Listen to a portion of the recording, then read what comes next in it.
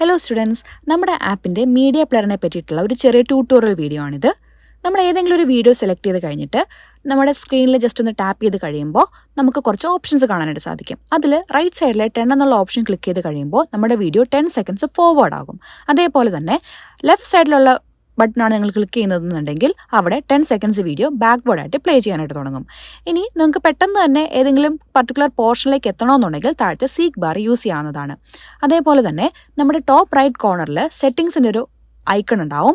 അവിടെ നിങ്ങൾ ക്ലിക്ക് ചെയ്ത് കഴിയുമ്പോൾ നിങ്ങൾക്ക് 2 ഓപ്ഷൻസ് കാണാം, സ്പീഡ് ആൻഡ് ക്വാളിറ്റി. അവിടെ നിങ്ങൾ ക്വാളിറ്റിയിൽ ക്ലിക്ക് ചെയ്ത് കഴിയുമ്പോൾ നിങ്ങൾക്ക് പല ക്വാളിറ്റി ഉണ്ടാവും. ഇപ്പം നെറ്റ്വർക്ക് ഇഷ്യൂ ഒക്കെ ഉള്ള കുട്ടികളാണെന്നുണ്ടെങ്കിൽ നിങ്ങൾക്ക് ലോ ക്വാളിറ്റിയിലെ വീഡിയോ കാണാനായിട്ട് സാധിക്കുന്നതാണ്.